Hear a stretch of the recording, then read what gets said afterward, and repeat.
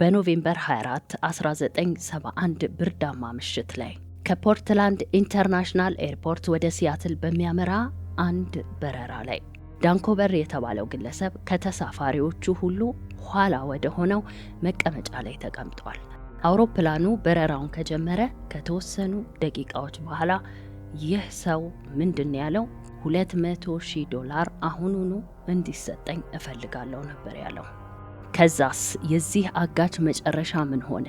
እጅግ ለማመን የሚከብድ ነገር ግን በእውነትም የሆነ ታሪክ ነው። የታሪኩን መጨረሻ ለማወቅ አብራችሁኝ እስከ መጨረሻው እንድትቆዩ ስል በአክብሮት እየጋበዝኩኝ ለቻናላችን አዲስ የሆናችሁ ሰብስክራይብ ማድረግ፣ ቪዲዮ ላይክ ማድረግ አትርሱ እያልኩኝ አሁን ወደ ታሪክ ያለፍኩኝ። በመግቢያ ላይ እንደነገርኳችሁ ዳንኮቨር የተባለው ግለሰብ ጉዞውን ያደረገው በኖቬምበር 24 1971 ዓመተ ምህረት ሲሆን ይህ መንገደኛ እንደ ማንኛውም መንገደኛ ትኬት ቆርጦ ነው በዚህ አውሮፕላን የተሳፈረው። አውሮፕላን ውስጥ በጊዜው 36 የሚሆኑ ተሳፋሪዎች ነበሩ። ዳንኮቨር እንደነገርኳችሁ በስተመጨረሻ ባለው የአውሮፕላኑ ወንበር ላይ ነበረ የተቀመጠው። በዛን ጊዜ ያዩትና ምስክርነታቸውን የሰጡ ሰዎች በተለይም ፍሎሬንሳ የተባለችው ሆስቴስ ወይም የአውሮፕላን አስተናጋጅ እንደተናገረችው ከሆነ ይህ ሰው አለባበሱ ልክ እንደ ቢዝነስማን ነው። ማለትም በጣም ዘንጧል። እናም ደረጃውን የጠበቀ ልብስ ነው የለበሰው። እናም የሚጠጣ ነገር አዞ ሲጠጣ ነበር። እጅግ የተረጋጋና በትህትና የተሞላ ሰው ነበረ። ለማመን ይከብዳልና ምንም አይነት የሚፈነዳ ነገር በውስጡ አለ ብሎ ለመገመት በጣም ነው የሚከብደው። ጉዞ በዚህ ሁኔታ እየተካሄደ እያለ ነበረ ዳንኮቨር የተባለው ሰው ምንድን ያደረገው ወረቀት አውጥቶ ወረቀቱ ላይ አንድ ጽሑፍ ያሰፍርበታል።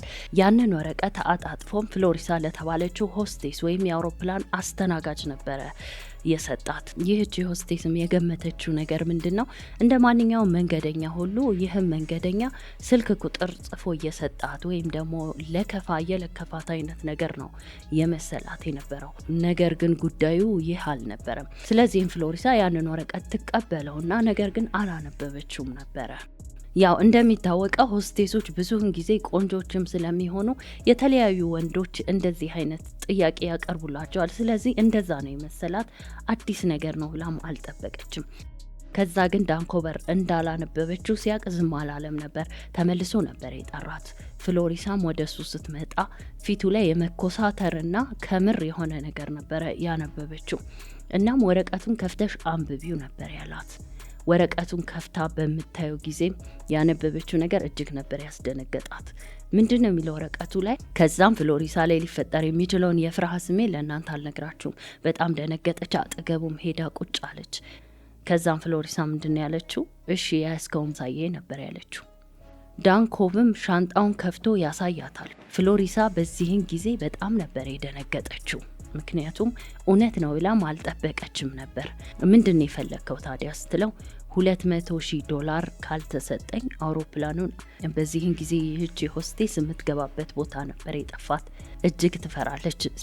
ብዙ አይነት አሳዛኝና አስደንጋጭ ክስተቶች ነበሩ በአይምሮዋ ውስጥ ለቅጽበት የተመላለሰው። ቀጥሎም ዳንኮቨር ያለው ነገር ምንድነው? አንድ ሰው ቅዴን ለማክሸፍ ቢሞክር እኔ ለምንም ነገር ደንታ የሌለኝ ሰው ነኝ ነበር ያላት። በዚህን ጊዜ ሆስቴሷ የበለጠ ፍርሃቷ ጨምሮ ወዲያውኑ ወደ አውሮፕላን አብራሪው ክፍል ነበረ የገባችው።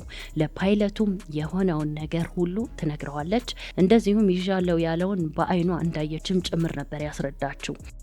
ፓይለቱም በቀጥታ ሲያትል ከሚገኘው የመቆጣጠሪያ ማማ ጋር ነበር ግንኙነቱን ያደረገው።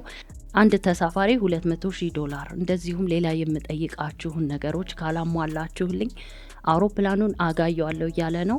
ነገሩ ሲሪየስ ነው። እንደዚሁም የያዘውን ነገርም በአይናችን ተመልክተናል። ስለዚህም በአፋጣኝ ያለውን ነገር እንድታዘጋጁና እንድታስረክቡት ከባድ ማስጠንቀቂያ ነበረ ያስተላለፈ የነበረው። ከዛም በኋላ ይህ ገንዘብ እስከሚዘጋጅ ድረስ ትንሽ ጊዜ ሊወስድ ስለሚችል ይህ ፓይለት ምንድነው ያደረገው? መንገደኞቹ ሌላ ነገር እንዳያስቡ ትንሽ የአየር መዛባት ስላለ በአየር ላይ የተወሰነ ጊዜ ሊቆዩ እንደሚችሉ እንደዚሁም የማረፊያ ሰዓታቸው ትንሽ ዘግየት ሊል እንደሚችል ነበረ የነገራቸው። ምክንያቱም መንገደኞቹ ይህንን ከሰሙ ሊፈጠር የሚችለውን ነገር ያው ታውቃላችሁ፣ ፍርሃት ይፈጠራል፣ ጩኸት፣ እንደዚሁም የተለያየ ነገር ሊፈጠር ይችላል። ምንም ስለተፈጠረው ነገር ያወቀ መንገደኛ አልነበረም። ከዛስ መጨረሻው ምን ሆነ? ከዛም የዚህ አውሮፕላን ኃላፊ የሆነው ሰው ነበረ ግንኙነት ያደረገው ከመቆጣጠሪያ ማማው ጋር። ምንድነው ያላቸው? ይህ ሰው በማንኛውም ጊዜ አውሮፕላኑ ምናልባትም የአይምሮ ችግር ያለበት ሊሆን ይችላል፣ ስለዚህም በአፋጣኝ ያለውን ነገር እንድታዘጋጁልን በማለት ነበረ ደጋግሞ ሲያሳስባቸው የነበረው። ከዛኛው ጫፍም ያገኘው መልስ ምንድነው? ሰውየው የጠየቀውን ገንዘብ እያዘጋጁ እንደሆነና ከዛ ድረስ ግን የአውሮፕላኑ ሰራተኞች ያለውን ነገር መቆጣጠር እንዲችሉ፣ ምክንያቱም አደጋ እንዳይደርስ ነበረ የተነገራቸው። ፍሎሪሳ የተባለችው ሆስቴስ እንደተናገረችው ከሆነ ዳንኮቭ የሚባለው ሰው መገመት ከሚቻለው በላይ በጣም ስርዓት ያለው ሰው እንደሆነ ነው። ንግግሩ ላይም የተረጋጋ ሁኔታ እንደሚነበብ ነበረ የተናገረችው። ምክንያቱም ከመጀመሪያው ጀምሮ ይህቺ ሆስቴስ ናት ከአብራሪዎቹ ወደ ዳንኮቭ መልእክት ስታመላለስ የነበረችው። እናም በጣም ፈርታ ነበረ። በዚህም ጊዜ ያረጋጋት ነበር። ዳንኮቭ የተባለው ሰው አይዞሽ ተረጋጊ እያለ ነበረ ሲያጽናናት የነበረው። ይህ ብቻም አልነበረም። በተጨማሪ ያዘዘውን መጠጥ ሂሳብም እንደከፈለ፣ እንደዚሁም ጭማሪ ሂሳብ ሁሉ እንደሰጣት ነበረ የተናገረችው። እጅግ በጣም የሚያስገርም ነገር ነው። በዚህ ሁኔታ ላይ ያለ ሰው ነው እንግዲህ የጠየኩት ገንዘብ ካልተሰጠኝ እያለ ዛቻ እያቀረበ ያለው። ሌላኛውም ሆስቴስ እንደተናገረችው ከሆነ ስፔሻል የሆነ ምግብ በራሱ ሂሳብ አዞ መንገደኞችን ሁሉ እንደጋበዘ ነው እያወራችው። ከዚህ በኋላ ይህ አውሮፕላን ለ2 ሰዓታት ያክል በአየር ላይ እየበረረ ነበር የቆየው፣ ምክንያቱም የተባለው ገንዘብ እስከሚዘጋጅ ድረስ። ከተወሰነ ቆይታ በኋላም የተባለው ገንዘብ ዝግጁ እንደሆነ ነበረ ከዛኛው ጫፍ የሰሙትና በሲያትል አየር ማረፊያ ማረፍ እንዳለባቸው ነበረ። ከዛኛው ወገንም ከፍተኛ ጥንቃቄ ተደርጎ ነበር ይህ አውሮፕላን በሚያርፍ ጊዜ ነገሩን በሰላም ለመፍታት። ምክንያቱም ይህ ሰው ያው በእጁ የያዘው ነገር ታውቋልና በድንገት እንዳያፈነዳውና ሁሉ ነገር እንዳይበለሻሽ ነገሩን በጥንቃቄ ነበረ ማድረግ የፈለጉት። በሲያትል አውሮፕላን ማረፊያ ደርሰው አውሮፕላኑ ለማረፍ ሲዘጋጅ ነበር ዳንኮቭ ሆስቴሷን ሲያትል አውሮፕላን ማረፊያ ደርሰናል አይደል ብሎ ይጠይቃት። እሷም አዎ ያልከው ሁሉ ተዘጋጅቷል ነበር ያለችው። በዚህን ጊዜ ዳንኮቭ ምንድነው ያደረገው? ወደ ፓይለቱ ክፍል ነበረ የገባው። ይህ ሰው መገመት ከሚቻለው በላይ እጅግ ብልህ ነበር። ምንድነው ያለው? የአውሮፕላኖቹ መብራት እንዲያጠፋ ነበረ። ምክንያቱም ከዛኛው ወገን ሴኩሪቲዎች ወታደሮች ሊኖሩ ይችላሉ። በዚህን ጊዜ መብራት ከበራ ወንጀለኛው ላይ እንዳያነጣጥሩና እንዳይተኩሱበት በማለት ነበረ። ፓይለቱም እንደተባለው አደረገ። ከዛም በኋላ ገንዘቡ የተሰጠው የአየር ማረፊያው ሰራተኛ ቀጥታ መጥቶ የተባለውን ገንዘብ ነበረ ያስረከበው። ዳንኮቨርም ገንዘቡን እጁ ካስገባ በኋላ ምንድነው የጠየቀው ነገር? መንገደኞቹ እንዲወርዱ ነበረ። መንገደኞቹ ጠቅላላ እንዲወርዱ ተደረገ። ከዛም በኋላ የቀሩት የተወሰኑ የአውሮፕላኑ ሰራተኞችና ፓይለቱ ነበር። ይህ ከሆነ በኋላ ዳንኮቭ ስለ በረራ ሂደት ነበረ ከፓይለቶቹ ጋር ሲነጋገር የነበረው ነገር።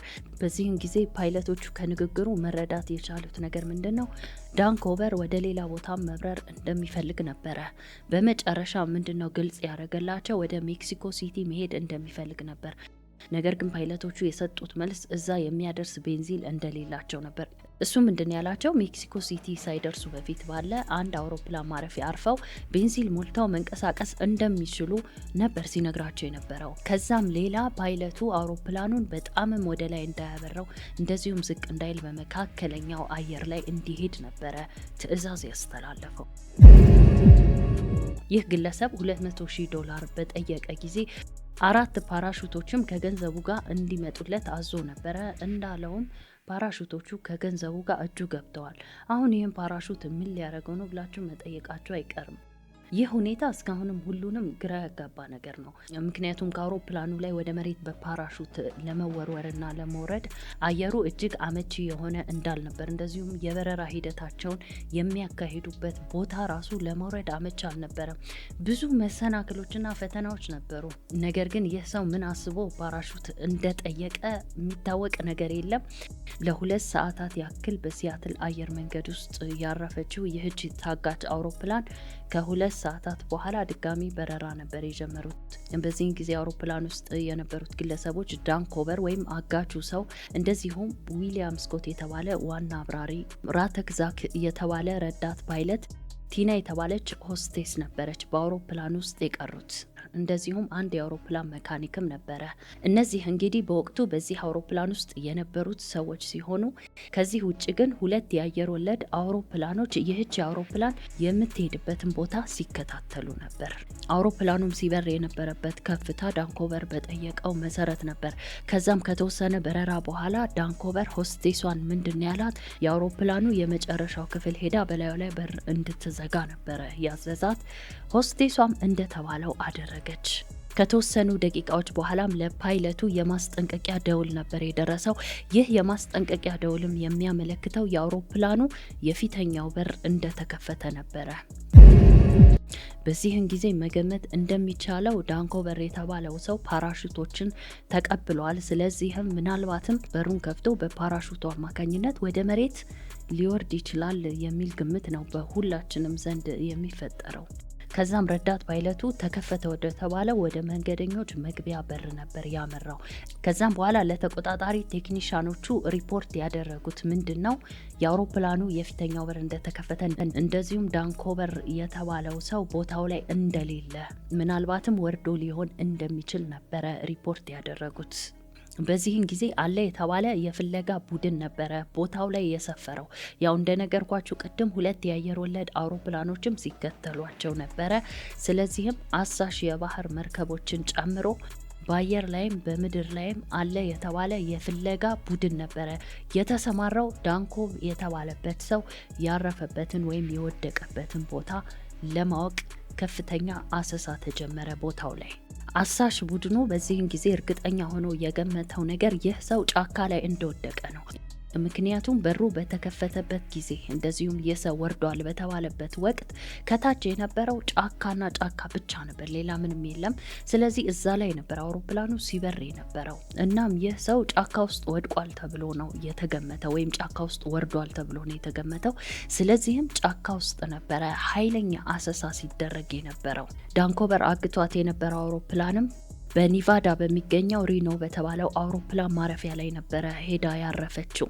የሚገርመው ነገር አሳሽ ቡድኑ ደቂቃ አልፈጀበትም እዛ ቦታ ላይ ሲሰፍር። ምክንያቱም ይህ ነገር ቀድሞ ሪፖርት ስለተደረገ በተጠንቀቅ ነበረ ሲጠብቁ የነበሩት የፖሊስ ኃይሎች፣ የአየር ኃይሎች እንደዚሁም የባህር ኃይሎች። ስለዚህም በቅጽበት ነበረ ቦታውን የወረሩት። ነገር ግን ከዚህ ሁሉ ፍለጋ በኋላ ምንም የደረሱበት ፍንጭ አልነበረም። ሌላ የፖሊስ ቡድን ደግሞ ታግታ ወደ ነበረችው አውሮፕላን ውስጥ ገብቶ አሻራ ነበረ ማንሳት የጀመረው። ነገር ግን 66 አሻራ ነው አውሮፕላኗ ውስጥ የተገኘው። ስለዚህ የትኛው ነው የዳንኮቨር የሚለው ነገር ግልጽ አልነበረም። ከዛም ሌላ አንድ ጃኬት አግኝተዋል። ይህ ጃኬት ግን የማን እንደሆነ ግልጽ አይደለም። 2 የተቀዳደዱ ፓራሹቶችንም አግኝተዋል። ከዚህ ውጭ ግን ስለ ዳንኮቨር የሚገልጽ ምንም አይነት መረጃ ሊያገኙ አልቻሉም ነበረ። ከዛም የፍለጋ ቡድኑ ምንድነው ያደረገው? ዳንኮቨር ወድቋል በተባለበት ጫካ ላይ አንድ በድን የሆነ አካል አምጥቶ ነበረ ከላይ ወደ ታች የወረወሩት። ይህ የወረወሩት በድን አካልም 91 ኪሎ ግራም የሚመዝን ነበረ። እናም ይህ የፍለጋ ቡድን ውዝግብ ውስጥ ገብተው ነበር። ምክንያቱም ዳንኮቨር ወደ ታች ራሱን ወረወረ ወይም ወደቀ በተባለበት ጊዜ ጨለማ ነበረ።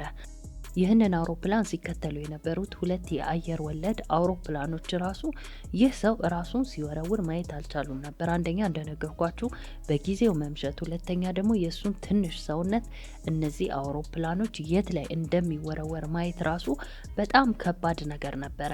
እነዚህ ቡድኖች ለ2 ተከፍለው ነበር። ግማሹ በፓራሹት ነው የወረደው ይላል፣ ግማሹ ደግሞ በፓራሹትም ቢወርድ አንደኛ መሽቷል፣ ሁለተኛ ደግሞ አየሩን በጣም የተዛባ ነበረ። ስለዚህ ይህ ሰው ምን ላይ እንደሚያርፍ ወይ ይሙት ወይ ይኑር ምንም የታወቀ ነገር አልነበረም። ዳንኮቨር የተባለው ይህ አስገራሚ የአውሮፕላን አጋች ሰው ከተሰወረ ከቀናት ፍለጋ በኋላ በዚህ ሁሉ የፍለጋ ዘመቻ ምንም አይነት ፍንጭ ላይ መድረስ አልተቻለም ነበር። ስለዚህም ምንድነው ያደረጉት? ዳንኮቨር ወስዶት የነበረውን ገንዘብ መለያ ቁጥር ነበረ ያሰራጩት። ምክንያቱም ዳንኮቨር የተባለው ሰው ማን ነው፣ ምንድነው፣ ከየት መጣ፣ ምንም የተገኘ መረጃ የለም። ስለዚህም በወቅቱ የነበራቸው አማራጭ የወሰደው ገንዘብ ላይ የነበረውን መለያ ቁጥር ማሰራጨት ነበር። ያው እንደሚታወቀው ማንኛውም ገንዘብ የራሱ የሆነ መለያ ቁጥር አለው። ስለዚህ ይህ መለያ ቁጥር ደግሞ ሊገኝ የሚችለው ዳንኮቨርና ዳንኮቨር ጋር ብቻ ነበረ። ስለዚህም ይህ ሰው በህይወት ኖረም አልኖረም እዚህ ገንዘብ ላይ ያለውን መለያ ቁጥር ግን ያገኘ ሰው ለፖሊስ ሪፖርት እንዲያደርግ ነበረ ጥሪ የቀረበው። ሆኖም ይህ መረጃ ከተሰራጨ አመት ቢያልፈውም ማንም ሰው የጠቆመ ሰው አልነበረም። ስለዚህም ከአመት በኋላ መንግስት ምንድን ያደረገው የዚህን ገንዘብ መለያ ቁጥር ድጋሚ ካሰራጨ በኋላ የዚህን ገንዘብ አድራሻ የጠቆመ ሰው የ200,000 ብርን 15% ማለትም $30,000 በካሳ መልክ እንደሚከፈል ነበረ ያሰራጨው። ይህም ማስታወቂያ ከተሰራጨ በኋላ ለተወሰነ ጊዜ ምንም አዲስ ነገር ሳይገኝ ነበር የቆየው። ከዛም በኋላ ግን ሁለት ግለሰቦች ምንድነው ያደረጉት $20 በፎርጅድ መልክ ነበረ ያሰሩት በዛ በተነገረው መለያ ቁጥር መሰረት። በኋላም ግን ካሳው እንዲከፈላቸው ብለው $20 በፎርጅድ መልክ መስራታቸው ስለታወቀ ምንም ገንዘብ ሳይከፈላቸው ቀርቷል። ሌላም አንድ ግለሰብ ቀርቦ ዳንኮቨር ማለት እኔ ነኝ፣ ከኔ ጋር ኢንተርቪው ማድረግ የፈለገ ሰው ገንዘብ ይክፈለኝ በማለት ነበረ ሲያስወራ የነበረው። ይህም ውሸት መሆኑ ተደርሶበታል። ነገር ግን አሁንም የፍለጋ ቡድኑ መፈለጉን አላቆመም ነበረ። ይህን ሰው የገባበትን ለማወቅ ሞቶ ነው ወይስ በህይወት አለ፣ ማን ነው ይህ ሰው የሚለውን ነገር ለማወቅ ያው ዳንኮቨር በሚባል ስምም ብዙ ግለሰቦች አሉ። እነዚህን ግለሰቦችም እያቀረቡ ጥያቄ ለማቅረብ ሞክረው ነበረ። ምክንያቱም በዛን ጊዜ አውሮፕላን ውስጥ የዳንኮቨርን መልክ አይተው የነበሩ ሰዎች በመሰከሩት መሰረት የዳንኮቨር ስዕል ተስሎ ነበረ። ስለዚህም ዳንኮቨር በሚባል ስም የተመዘገቡ ሰዎችን እየጠሩና እያገኙ ለማናገር ሞክረው ነበረ። ነገር ግን ትክክለኛው ዳንኮቨር የተባለውን ሰውና ይህንን አውሮፕላንም ያገተውን ሰው ማግኘት ቀላል አልነበረም። ምናልባትም ይህ ሰው በፓራሹት ተጠቅሞ ወድቆ ቢሞት ራሱ ምንም አይነት የተገኘ አስክሬን አልነበረም። ምክንያቱም ሙሉ አስክሬኑ ላይገኝ ይችላል፣ ነገር ግን የተወሰነ ምልክት ወይም የአካል ቁራጭ ሊገኝ ይችል ነበረ። ነገር ግን ይህ ትልቅ የፍለጋ ዘመቻ ጫካ ውስጥ በሙሉ አዳርሷል። ስለዚህ ምንም አይነት ያገኘው አስክሬን አልነበረም። ሲቀጥል ደግሞ በህይወት ካለስ የት ሊሆን ይችላል? ሲቀጥል FBI ምንድነው የሰጠው ሌላ ግምት? ተረፈ በፓራሹቱ ወረደ ቢባል ራሱ እዚህ ቦታ ላይ ምግብም ይሁን መጠጥ የማይገኝበት ግማሽ ጫካ ላይ ነው ይህ ሰው የሚወድቀው። ስለዚህም ምግብና ውሃ የሚያገኝበት ቦታ ላይ ለመድረስ ራሱ ረጅም ጊዜያትን እንደሚፈጅበት ነው። በዚህ ሁኔታም ሆኖ በህይወት ሊቆይ እንደማይችል ነው የደመደሙት። እሺ የሰው ሞተ ከተባለ አስክሬኑ የለም፣ አልሞተም ከተባለም በህይወት አልተገኘም። ዳንኮቨር በፓራሹት የመውረድ የሚሆን ምናልባትም የአየር ወለድ ስልጠና የወሰደ ሰው ሊሆን ይችላል። ነገር ግን ይህንን መላምት ውድቅ አድርገውታል። ምክንያቱም ምንም በዚህ ጉዳይ የሰለጠነ ሰው ቢሆን ራሱ በዛን የአየር ሁኔታ በፓራሹት ወደ ታች ለመውረድ አይሞክርም ነበር የሚል ነው። ሌላው ደግሞ ምናልባትም ሞቷል ተብሎ ቢታሰብ ራሱ አስክሬኑ ብቻ ሳይሆን ገንዘቡ እንደዚሁም ሻንጣው ይዞት የነበረው እቃዎች አንደኛው እንኳን ለመረጃነት ይገኝ ነበር፣ ያም አልተገኘም። በዚህም የተነሳ አንዳንዶች እንደውም ምናልባት መሬት ውስጥ ተቀብሮ ይሆን የሚልም መላምት ሰጥተዋል። በጣም በኃይል ከላይ ተወርውሮ ከመሬቱ ጋር ግጭት ከፈጠረ ምናልባት መሬት ውስጥ የመቀበር አይነት እድል ወይም መሬቱ ተደርምሶ ውጦት ይሆን የሚል አስተያየትም የሰጡ ነበሩ። ይህ አስገራሚ ሰው ከተሰወረ ከ9 ዓመታት በኋላ ምን ተፈጠረ? በዋሽንግተን በሚገኝ አንድ አነስ ያለ አካባቢ ውስጥ በሚገኝ ጫካ አንድ የእንስሳ አዳኝ የሆነ ሰው እንስሳቶችን እያደነ ነበር። እናም ይህ ሰው አንድ ሚዳቋ ላይ አነጣጥሮ የተኮሰው፣ ነገር ግን ኢላማውን ይስታል። ሚዳቋውን የሳተው ቀለሃ የወደቀበት ቦታ አንድ ነገር የተመለከተው። እናም ይህ ግለሰብ በመሬት ውስጥ ያየው ነገር ምንድነው? በራሪ ወረቀት ነበር። ይህ በራሪ ወረቀት ግማሹ በአፈር ተሸፍኖ ነበር። እናም ይህንን ከአፈር ውስጥ ስቦ አውጥቶ በሚያነበው ጊዜ የበረራ ኩነቶችን እንደዚሁም ስለ አውሮፕላን በረራ አጠቃላይ ሁኔታ የሚገልጽ ጽሑፍ ነበረ። ከዛም ይህ ሰው ይህንን ማስረጃ ይዞ ለፖሊስ ያስረክባል። ፖሊስም ወዲያው ነበር ቦታው ላይ ደረሰው። ምክንያቱም ምናልባት ዳንኮቨር እዚህ ቦታ ላይ ወድቆ ከሆነ አንዳንድ መረጃዎችን ለመሰብሰብ ነበረ። በዛ ላይ ፖሊሶቹን ይህ ሰው እዚህ ቦታ ነው የወደቀው ብለው እርግጠኛ እንዲሆኑ ያደረጋቸው እዚህ ወረቀት ላይ ከሰፈሩት ጉዳዮች ዋነኛው አንድ ሰው ከአውሮፕላን እንዴት ወደ መሬት መውደቅ እንዳለበት ወይም መውረድ እንዳለበት የሚገልጽ ጽሁፍ ነበረ። ለዚህም ነው ፖሊሶቹ ይህን ነገር ብዙ ፐርሰንት የዳንኮቨር ሊሆን ይችላል ብለው የተማመኑት። ሲቀጥል እዚህ በራሪ ወረቀት ላይ ሰፍሮ የነበረው ቁጥር 727 የሚል ቁጥር ነበር። ይህ ደግሞ ዳንኮቭ አግቶት የነበረው አውሮፕላን ቁጥር ነው። በዚህም የተነሳ ፖሊስ ትቶት የነበረውን ፍለጋ እንደ አዲስ ጀምሮ የነበረው በፌብሩዋሪ 1980 ዓመተ ምህረት እዛው በዋሽንግተን ኮሎምቢያ ወንዝ አካባቢ በሚገኝ አንድ ጫካ ውስጥ ዱንካን ጥለው እየተዝናኑ ነበር። እናም የዚህ ቤተሰብ ትንሹ ልጃቸው ወንዙ አካባቢ የተጫወተ ነበር። ከዛም በኋላ ግን ይህ ልጅ በጩኸት ነበር ሲጣራ የነበረው አንድ ነገር እንዳገኘ ነው። ከዛም ቤተሰቡ ልጃቸው ጋር ሄደው ምን እንደተፈጠረ በጠየቁት ጊዜ ግን ይህ ልጅ ከወንዙ ዳርቻ ላይ የተቀበረ ገንዘብ እንዳገኘ ነበረ የነገራቸው። ይህ ገንዘብ ግማሹ በውሃ ተበላሽቷል፣ ግማሹ ተበጣጥሷል። ነገር ግን የገንዘቡ ቁጥር አልጠፋም ነበር። በዚህን ጊዜ እነዚህ ቤተሰቦች ወዲያውኑ ለፖሊስ ነበር ያመለከቱት። የገንዘቡ ብዛትም $5800 ነበር። ከዛም ፖሊሶች በቦታው ደርሰው ገንዘቡ ላይ ያለውን የሚስጥር ቁጥር ዳንኮቨር ከወሰደው ገንዘብ ጋር ሲያመሳስሉት አንድ አይነት ሆኖ ነበር ያገኙት። ፖሊሶቹ እንደተጠራጠሩት ከሆነ ዳንኮቨር የሞተው ሌላ ቦታ ነው፣ እነሱ ደግሞ እዚህ ፈልጉ የነበሩት ሌላ ቦታ ነው የሚል ጥርጣሬያቸውን አስፍረዋል።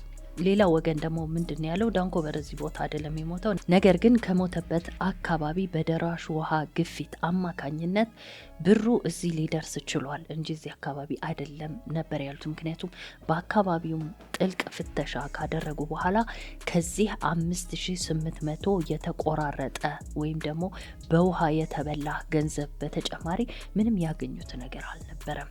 እናም ይህ ብር እዚህ ሊገኝ እንዴት ቻለ? እሺ በደራሽ ውሃም ተገፍቶ ከመጣ ደግሞ ሌላውስ ገንዘብ የት ደረሰ? ምክንያቱም ዳንኮቨር የወሰደው 200,000 ብር ነው። ሌላም እቃዎች ነበሩት እጁ ላይ። ስለዚህ እነዛ ሁሉ እቃዎች ሻንጣውስ፣ ሌላው ብርስ የት ደረሰ የሚል ብዙ ጥያቄዎችን ነበረ የጫረው። እጅግ በጣም ግራ ያጋባል አይደል? ውድ ቤተሰቦች፣ እንደሚታሰበውም ገንዘቡ ብቻ ሳይሆን መገኘት የነበረበት ይህ ሰው ፓራሹት ነበረው፣ እንደዚሁም ልብስ አለው፣ ሻንጣ ይዟል፣ ብዙ ነገሮች ነበር የያዘው። እናም ያ ሁሉ ነገር የት ደርሶ ነው ይቺ ብር ብቻ እዚህ ጋር ልትገኝ የቻለችው? እናንተስ በዚህ ላይ ያላችሁ ሀሳብ ምንድን ነው? ከታሪኩ በኋላ ሀሳባችሁን ብታሰፍሩልኝ ደስ ይለኛል። በ1986 ዓመተ ምህረትም እዛ ወንዝ አካባቢ አጽም ተገኝቶ ነበር። ነገር ግን ይህ አጽም የዳንኮቨር ሳይሆን ቀርቷል፣ የአንዲት ሴት አጽም ነበር። በ2008 ዓመተ ምህረትም እዛ በዋሽንግተን አካባቢ አንድ ፓራሹት ወድቆ ተገኝቶ ነበር። ነገር ግን ይህ ፓራሹት ላይ ምርመራ ሲደረግ የዳንኮቨር ሳይሆን በሁለተኛው የዓለም ጦርነት ጊዜ የነበሩ ስደተኞች መሆኑም ታውቋል። ከነዚህ ሁሉ መረጃዎች ትክክለኛው የዳንኮቨር መረጃ ሆነው የተገኙት ሁለት ነገሮች ናቸው። አንደኛው የእንስሳ አዳኙ ሰው ያገኘው በራሪ ወረቀት ነበር። እንዴት ከአውሮፕላን መውረድ እንደሚቻል የሚተነትነው በራሪ ወረቀት ሲሆን፣ ሁለተኛው ደግሞ ያ ሕፃን ልጅ ወንዙ ዳር ሲጫወት ያገኘው ገንዘብ ነበረ። እነዚህ ሁለት መረጃዎች የዳንኮቨር ቢሆኑም ሰውየው ግን የት አለ? ሞቷል ወይስ በህይወት አለ? ምላሽ ያልተገኘለት ጥያቄ ነው። ከዛም ፖሊስ የዳንኮቨርን ስዕል ድጋሚ አድሶ ነበር ይሳለው። ምክንያቱም ዳንኮቨር ያንን አውሮፕላን ባገተበት ጊዜ የነበረው መልክና አሁን ሊኖረው የሚችለው መልክ ያው እንደሚቀየር አያጠራጥርም። ስለዚህ የዛን ጊዜ በ40ዎቹ የሚገመት ሰው ነበር። አሁን ደግሞ ሊሸመግል ይችላል በሚለው አስቡት፣ እንደ አሜሪካ ያለችን ሀገር ከላይ እታች ያመሰው ሰው እና ፖሊስ እስከ መጨረሻው ጊዜ ድረስ ፍለጋውን አላቆመም ነበር። በስምም ይሁን በመልክ ይመሳሰላሉ የተባሉትን ሰዎች በሙሉ እየጠራ ምርመራውን እንደቀጠለ ነበር። አንድ ሴት መታ አጎቴ ነው ዲቢ ኮቨር ብሎ አጎቴ ራሱን ሰይሟል፣ የሞተውን በ1999 ነው ስትል ተደምጣለች። የሰውን ቀልብ የሳበ አንድ መረጃ ነበር። ሪቻርድ ሊፕሲ የተባለ የ4 ልጆች አባት በ1969 ዓመተ ምህረት ነበረ የጠፋው። ይህ ሰው ከጠፋ ከ2 ዓመት በኋላ ነበር ፖሊስ የዳንኮቨርን ፎቶ ያሰራጨው። ከዛም በኋላ የሪቻርድ ቤተሰቦች የዳንኮቨርን ፎቶ ባዩ ጊዜ ከ2 ዓመት በፊት የጠፋብን ሪቻርድ ማለት ይህ ነው ብለው ነበረ ፎቶውን ያመሳሰሉት ከዳንኮቨር ፎቶ ጋር። ከዚህም ሌላ በጣም የሚያስገርመውና የሪቻርድ ቤተሰቦች ምስክርነታቸውን የሰጡት ነገር ምንድነው? ይህ አደጋ በተከሰተ ጊዜ ወይም ደግሞ ዳንኮቨር የተባለው ሰው ይህን አውሮፕላን አግቷል በተባለበት ጊዜ የለበሰው ልብስና ያደረገው ጫማ ሪቻርድ በጠፋ ጊዜ ለብሶት የነበረ ነው። ጫማውም በጣም የሚወደውና ሁልጊዜ የሚያደርገው እንደነበረ ነው ቤተሰቦቹ ምስክርነታቸውን የሰጡት። ፖሊስ የሪቻርድንና ዳንኮቨርን ፎቶ ማመሳሰል ነበረ የጀመሩት። እናም በወቅቱ ዳንኮቨርን አይተነዋል ሲሉ የነበሩ ምስክሮችም ቀርበው የሁለቱን ሰዎች እጅግ መመሳሰል መስክረዋል። ሲቀጥልም ደግሞ ዳንኮቨር ሲናገር የነበረበት አክሰንት ወይም የንግግር ዘዬ የሪቻርድን እንደሚመስልም ተረጋግጧል። እናም በወቅቱ በዚህ ሁኔታ ዳንኮቨር ማለት ራሱ ሪቻርድ ነው ብለው ብዙሃኑ ደምድመው ነበር። ነገር ግን ይህ ሁኔታ ምንም አይነት አሳማኝ መረጃ አልነበረውም። እንደነገርኳችሁ ከሰዎች ምስክርነት ውጪ ይህን ነገር ሊያረጋግጥ የሚችል ምንም አይነት ሌላ ማስረጃ አልተገኘም ነበረ። በመጨረሻም የዚህ አስገራሚ የአውሮፕላን አጋች ሰው ፋይል የተዘጋው ከ45 ዓመታት በኋላ ነበር። ከ45 ዓመታት በኋላ ይህ ሰው ይኑር ይሙት ወይም ደግሞ ትክክለኛ ማንነቱ በማስረጃ ሳይረጋገጥና እንደዚሁ በንጥልጥል እንደቀረ ነበረ ፋይሉ የተዘጋው። እናንተስ በሰማችሁ ታሪክ ላይ ምን ሀሳብ አስተያየት አላችሁ? ሀሳብ አስተያየታችሁ እንደተለመደው በኮሜንት መስጫ ሳጥኑ ላይ እንድታሰፍሩልኝ እንዲሁም ቪዲዮ ላይክ ማድረግና አዲሶችም ቤተሰብ መሆን አትርሱ እያልኩኝ በሚቀጥለው በአዲስ ታሪክ እስክንገናኝ ባይ ባይ።